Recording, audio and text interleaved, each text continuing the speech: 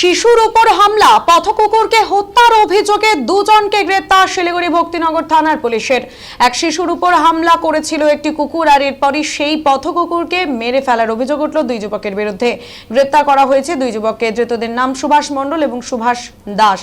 ঘটনাটি ঘটেছে শিলিগুড়ির ভক্তিনগর থানার অন্তর্গত 43 নম্বর ওয়ার্ডের ভানুনগর এলাকায়। জানা গিয়েছে, শনিবার বিকেলে এক শিশু খেলছিল, সেই সময় এলাকার একটি পথকুকুর শিশুটির উপর হামলা করে। ঘটনায় আহত হয় শিশুটি। ঘটনার পর সেই শিশুকে হাসপাতালে ভর্তি করা হয়। এদিকে ঘটনায় ক্রুদ্ধ হয়ে পথকুকুরটিকে মেরে ফেলে দুই যুবক।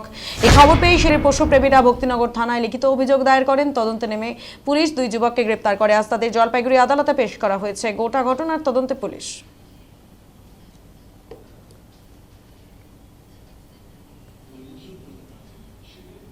তো ওই যে কুত্তাগুলো ওখানে আমাদের পাড়ায় অনেক থাকে, হ্যাঁ, রাস্তা দিয়ে গাড়ি জ্বালিয়ে ঝাঁপায় পড়ে অনেক কাকু কামড়াইছে, ওর ভাইকেও কামড়াইছিল কুত্তা। কালকের ঘটনাটি কি হয়েছিল? কালকে আমার মেয়ে আইতো, আমরা তিন বন্ধু গল্প করতেছিলাম, মেয়েও আমার ছিল, খেলতেছিল। খেলতে খেলতে কী হলো, কুত্তা ঝাঁপায় পড়লো মেয়ের উপরে। তো মেয়ে তো এখন এই চোখের এই নিচ সাইডটা লাগছে। তো আমার দুই বন্ধু কুত্তাকে মারি দিচ্ছে, ওইটা তো আমি জানি না কখন মারছে কখন নেই।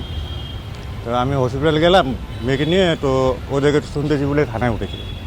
মানে আপনি যখন আপনার মেয়ের উপরে হামলা করলো সেই ডগিটি, এবং সঙ্গে সঙ্গে আপনি তাকে নিয়ে গিয়ে হসপিটালে গেলেন, এবং তার মাঝখানে এসে শুনেন যে আপনার দুই যে বন্ধু রয়েছে কুত্তাকে মারি দিচ্ছে। এবং পরবর্তীকালে কি হয়েছিল? পুলিশ এসে তাদেরকে উঠে নিয়ে এসে। হ্যাঁ। আপনার নাম? অভিলাল রায়, আপনার বাড়ি? ভানুনগর, অপর ভানুনগর। ঘটনাটা একটু ওই যে কুত্তাগুলো ওখানে আমাদের পাড়ায় অনেক থাকে, হ্যাঁ, রাস্তা দিয়ে গাড়ি জ্বালিয়ে ঝাঁপায় পড়ে